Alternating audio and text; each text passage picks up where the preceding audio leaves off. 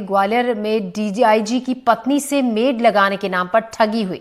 चंबल के डीआईजी है सौरभ सिन्हा, जिनकी पत्नी से ठगी का मामला सामने आया है। राधा प्लेसमेंट सर्विस से उन्होंने घर पर एक मेड लगवाई थी। एक दिन काम करने के बाद मेड गायब हो गई।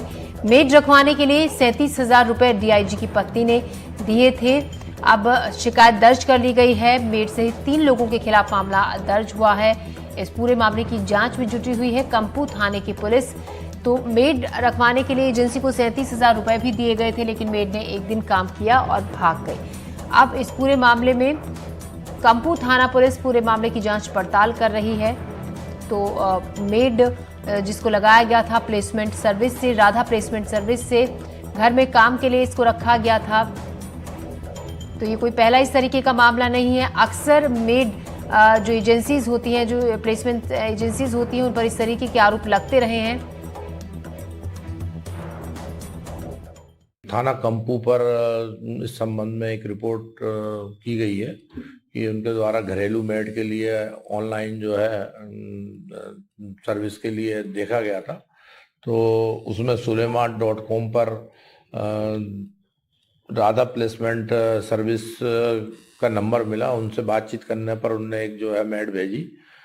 मेड द्वारा आके काम करना बताया कि मैं काम करूंगी। हमारी कंपनी की जो शर्तें हैं वो ये है कि 1 महीने का सैलरी एडवांस और 4 महीने का एडवांस में जमा करना पड़ता है सैलरी। तो उन्हें ऐसा, चूंकि मेड की आवश्यकता थी, तो उन्होंने ऑनलाइन पेमेंट जमा कर दिया और फिर अगले दिन से उसने आना बंद कर दिया। जब पता करा तो वो कहीं गायब थी। वो अपने जो पता बताया था उस स्थान पे नहीं थी वो। तो अन्य लोगों के साथ चीटिंग ना हो, इस कारण उनके द्वारा रिपोर्ट दर्ज की गई और इसमें जल्दी से जल्दी विवेचना की जाकर आरोपियों को गिरफ्तार किया जाएगा। तो इस तरह के मामले वैसे अक्सर सामने आते हैं। देव श्रीमाली इस खबर पर हमारे साथ जुड़ रहे हैं ज्यादा जानकारी के साथ। देव, जब डीआईजी को इस तरीके की ठगी का शिकार होना पड़ सकता है, पैसे देकर लगाया गया था, पूरी जांच पड़ताल के बाद ही रखा गया होगा मेड को, उसके बाद इस तरह की चपत एक डीआईजी के परिवार को लग जाती है, तो सोचिए आम लोगों का तो क्या ही हाल होता होगा इस धोखाधड़ी और ठगी के मामलों में।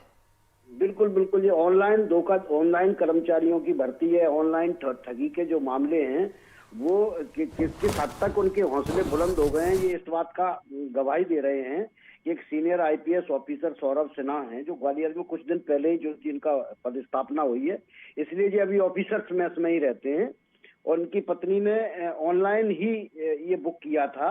इनको मेड चाहिए थी तो इन्होंने बुकिंग की थी और दूसरे दिन ही इनको चपत लग गई। वो महिला एक दिन आई है और उसके बाद उन लोगों ने इनसे 37,000 रुपए जमा कराए और उसके बाद वो गायब हो गई। और इसके बाद इनकी पत्नी ने लगातार फोन पर उस कंपनी से बात करने की कोशिश की। पहले वो टालते रहे, फिर उन्होंने जवाब देना बंद कर दिया। जब महिला का चेक कराया तो पता लगा कि वहां भी वो नहीं मिली है। और इसके बाद ये कल देर रात जो है ये ठगी का मामला भी पुलिस में दर्ज हुआ है। लेकिन बताता है कि किस तरह से ठगों के हौसले बुलंद हैं, क्योंकि पुलिस जो है ना समय पर कार्रवाई नहीं कर पाती और वो किसी प्रकार से डरने की स्थिति में नहीं है। जी देव, जाहिर तौर पर यहाँ पर प्लेसमेंट कंपनी को भी पता होगा कि एक बड़े पुलिस अफसर के घर मेड लगवाई जा रही है प्लेसमेंट सर्विस की तरफ से, तो साफ है कि कोई डर उनके जहन में नहीं था, या फिर इस तरीके के मामलों में अगर पकड़ा जाता है तो कुछ सख्ती नहीं होती है, थोड़ी सी जांच पड़ताल के बाद, पूछताछ के बाद छोड़ दिया जाता है। वजह यह भी बड़ी हो सकती है जो इस तरीके से बेखौफ निडर होकर बैठी है प्लेसमेंट सर्विस का, काफी लोग टाइम से ये वहां पर चल रही है, ये भी बताया जा रहा है। बिल्कुल बिल्कुल, क्या होता है कि ये कंपनियां ज्यादातर जो ऑनलाइन काम करती हैं, तो इनका जब जगह पर तो कुछ होता ही नहीं है।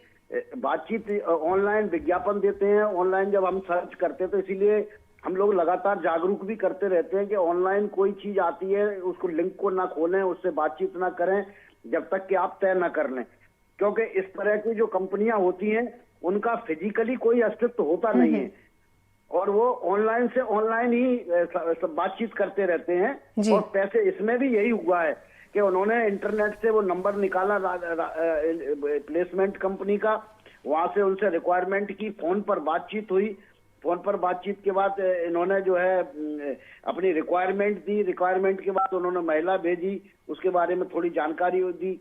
अब इतनी छोटी कर्मचारियों की नियुक्ति वगैरह होती है तो उसमें आदमी ज्यादा ध्यान देता नहीं, ये प्लेसमेंट कंपनियां अच्छे से जानती हैं कि पहले आदमी को जरूरत होती है, मेड वगैरह ऐसी जी। होती है जिसमें महिलाओं को तत्काल जरूरत पड़ती है, तो वो ऐसा नहीं कि वहां जाके फिजिकल वेरिफिकेशन कराएं, वो लोग कागज दे देते हैं। जैसे कि महिला का उन्होंने सब बायोडाटा और वो सब चीज ली थी, जी, लेकिन जी। जब वहाँ मौके पर जाकर देखा तो दूसरा ही दिन था, देखा तो वहाँ जो है वो कोई अस्तित्व में ही नहीं मिली, ना कंपनी मिली और ना ही वो महिला का जहाँ पता बताया जी। गया था वो मिला।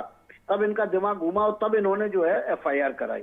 तो ये बताती है कि चूंकि उस मामले में कोई गंभीर कार्रवाई नहीं हो पाती है, दोषियों को सजा नहीं हो पाती है, थोड़े दिन जेल में रहते हैं, छूट जाते हैं, और ज्यादातर में जी, देखने में जो जी। ये आता है कि वो कर्मचारी पकड़ जाते हैं इसमें।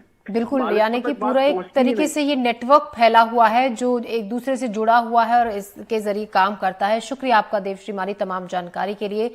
तो अब मामला जरूर दर्ज हुआ है, लेकिन अभी तक कुछ पता नहीं चल पाया है, ना उस मेड का वो जो एड्रेस जमा कराया गया था, बायोडेटा जमा कराया गया था, ना उस एड्रेस पे कोई मिला और ना ही प्लेसमेंट सर्विस से किसी तरीके का कोई कांटेक्ट हो पा रहा है।